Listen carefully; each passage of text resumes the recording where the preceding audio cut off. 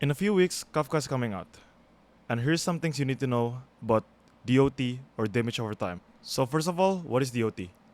DoT is a type of damage that the enemy will receive a turn or even several after you applied one of the statuses. This means that the damage from DoT only triggers when the enemy takes turn. There are a few types of DoT in honkaistarrail. There is burn, which is a fire DoT. There is freeze, which is ice DoT. There's shock, which is lightning DoT. There's bleed, which is physical DoT. There's wind shear, which is wind DoT. And there's entanglement, which is quantum DoT.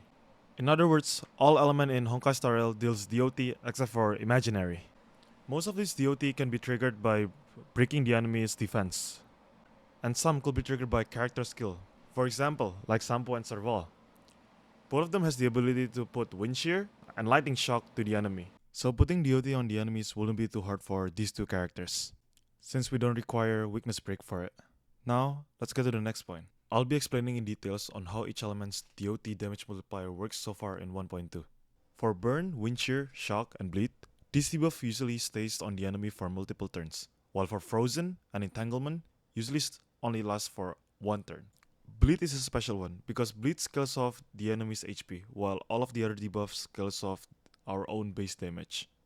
Entanglement is also a unique one because it does more damage when the enemy is being hit, more during this debuff.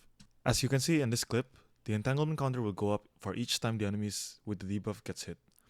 This debuff will do the most damage when the counter hits 5, since 5 was its max stack. Remember though, this debuff type scaling could change in the future, but as of right now, in version 1.2 of honkaistarrail, this is all the info that I have. Now, let's get to the details on Kafka's damage scaling, so we know what is the best build on her and what to prepare for her. For now, the safest option to build Kafka is by building her with attack percentage or speed. Going for a crit rate and crit damage is possible, but we need to see her final numbers. Since her number got changed so much during the beta, people don't really know what's her accurate percentage of damage scaling. As of for now, the best thing to pre-farm is the material drop from the new Echo War boss Fatilia. And also, you'll be needing a lot of nihility traces since we'll be needing them, and especially if you don't have another DoT characters, you'll be needing the nihility traces to level up them up.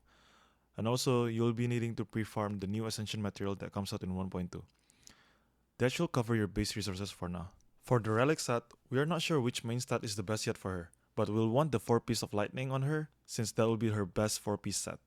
If you don't have the 4-piece lightning, then you can go for the 4-piece musketeer since it increases attack and DoT scales of attack.